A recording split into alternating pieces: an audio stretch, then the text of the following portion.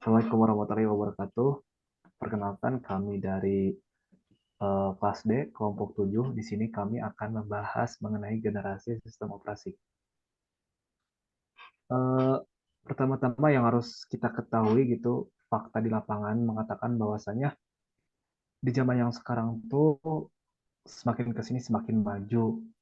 Itu berarti kita harus berusaha menyesuaikan dengan berbagai macam perkembangan teknologi. Khususnya itu mengenai komputer itu sendiri ya.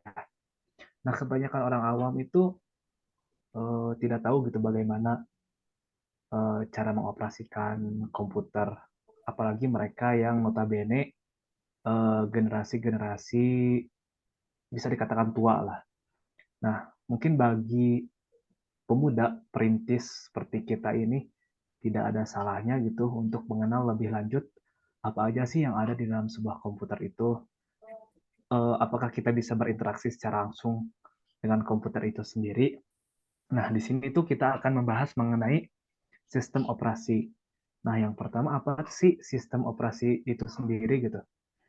Nah, kalau misalnya apa namanya dari definisi itu sendiri, sistem itu berarti kumpulan unit yang mengatur atau yang memiliki hubungan tertentu dan memiliki fungsi-fungsi tertentu gitu. Sedangkan kalau misalnya operasi dari kata pengoperasian, berarti cara mengoperasikan gitu. Jadi kalau misalnya disimpulkan sistem operasi itu merupakan suatu kumpulan unit yang memiliki fungsi tertentu untuk menjalankan suatu proses tertentu.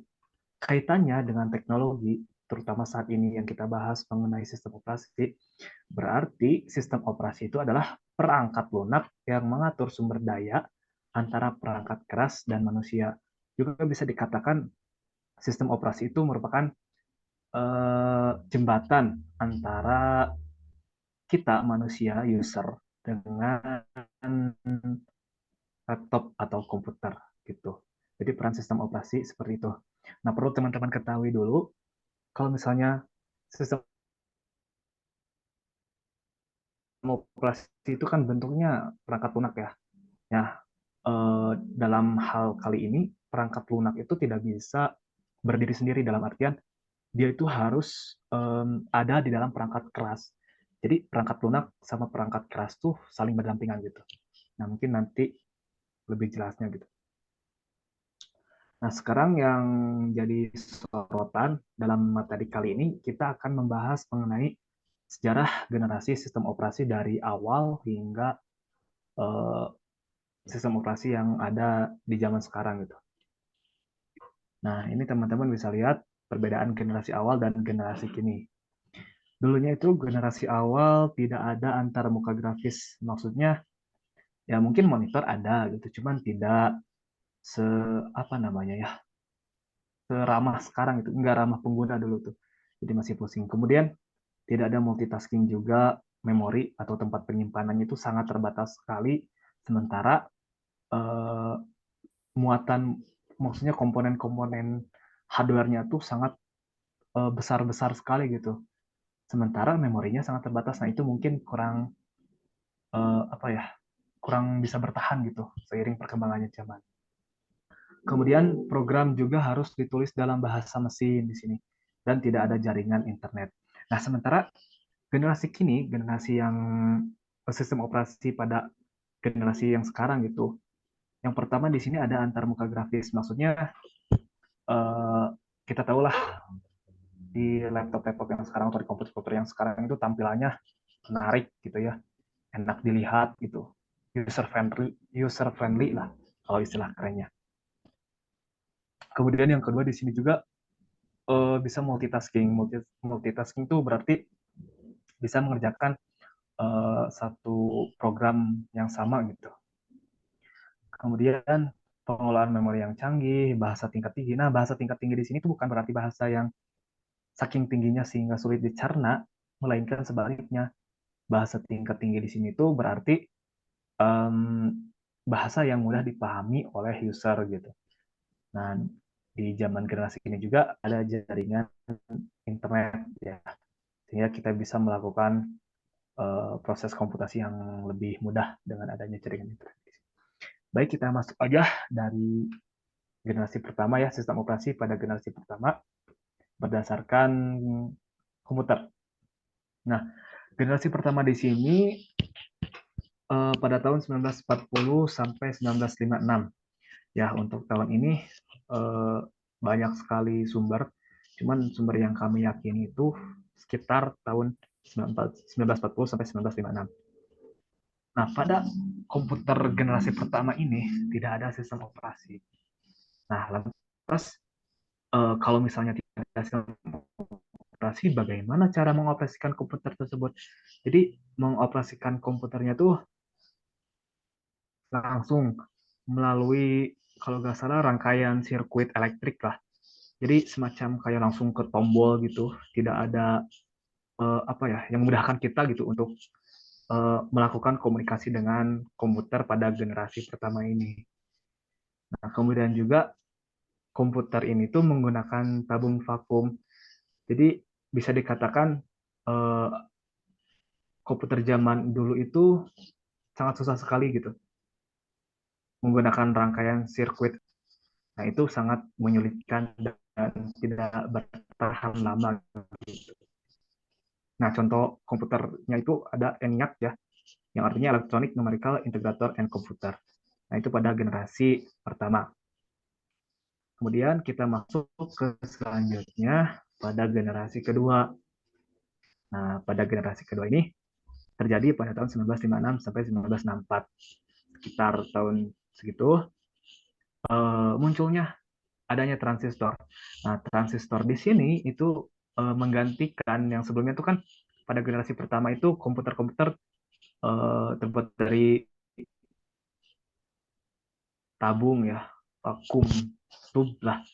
Nah, karena banyak kekurangannya, makanya digantikan dengan transistor. Nah, eh, selain adanya transistor sendiri, pada generasi kedua muncul batch processing system. Maksud batch processing system itu misalnya kayak gini. Jadi ada beberapa program yang dijalankan misalnya.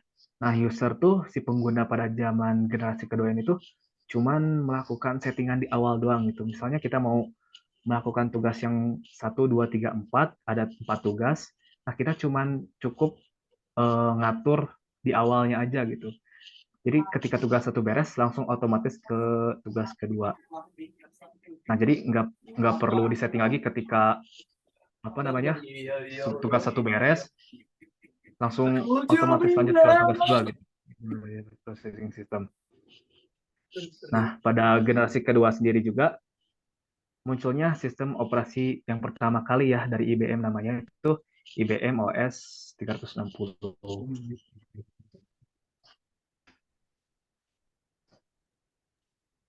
Nah, selanjutnya yaitu eh, generasi ketiga pada rentang waktu 1964 sampai dengan 1971. Yang pertama yaitu adanya IC atau Integrated Circuit. Transistor yang sebelumnya menjadi komponen utama dalam komputer sudah tergantikan dengan adanya Integrated Circuit atau IC. IC merupakan kepingan kecil yang memuat banyak komponen menjadi satu yang membuat komputer masa ini menjadi lebih baik atau lebih kecil, cepat dan murah sehingga mulai dipasarkan kepada publik. Ya, selanjutnya yang kedua yaitu pengembangan IBM atau OS 360. Contoh komputer pada generasi ini adalah IBM System 360 yang menggunakan IBM OS 360 sama seperti di generasi kedua. Namun, yang satu ini sudah mengalami pengembangan. Eh, Lalu selanjutnya yaitu adanya pengembangan atau multi-user, multitasking, dan multi-programming. Di sini juga sistem operasi menjadi multi-user, yaitu digunakan oleh banyak pengguna sekaligus. Multi-programming, yaitu melayani banyak program sekaligus. Dan multitasking, yaitu melayani banyak tugas dan pekerjaan.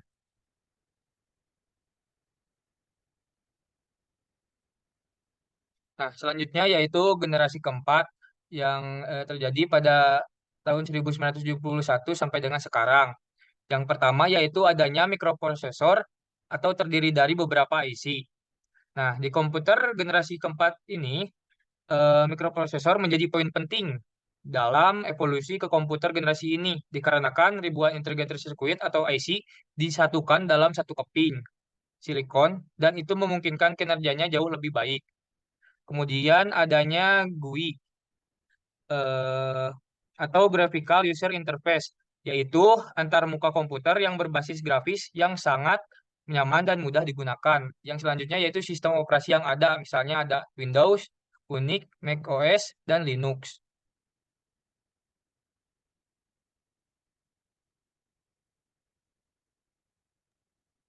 Nah, yang sekarang yang kelima, generasi kelima atau sekarang atau yang nanti digunakan pada saat masa depan adanya LSI. LSI merupakan pemadatan ribuan mikroprosesor ke dalam satu chip yang dapat meningkatkan efisiensi dan kinerjanya. Lalu ada pengembangan GUI sehingga ramah pengguna. Pengembangan GUI sehingga ramah pengguna membuat pengguna komputer lebih mudah menggunakan akses tools yang dibutuhkan gitu. Karena GUI sendiri menyederhanakan sistem komputer agar dapat digunakan oleh pengguna dengan lebih mudah dan leluasa. Nah, ya, yang ketiga ada muncul sistem operasi Android, iOS dalam handphone. Android adalah sistem operasi sumber terbuka yang berarti bahwa kode sumbernya dapat diakses dan dimodifikasi oleh pengembang dan komunitas pengguna. Sedangkan iOS adalah sistem operasi proprietary yang berarti bahwa hanya Apple yang memiliki akses penuh ke kode sumbernya. Dan yang terakhir ada pengembangan dari Windows, macOS, dan Linux. Windows adalah sebuah operasi sistem, nama pembuatnya adalah Bapak Bill Gates, yang perusahaan ternama yaitu Microsoft. Dan Linux adalah suatu sistem yang merupakan turunan dari Unix, dan Linux juga merupakan hasil pengembangan perangkat lunak bebas dan sumbernya yang terbuka. Dan yang terakhir ada macOS. macOS adalah sistem operasi untuk komputer keluaran Apple yang bisa disebut Macintosh. Ini merupakan salah satu dari jenis komputer atau laptop personal yang berbasis PowerPC yang diproduksi oleh Apple.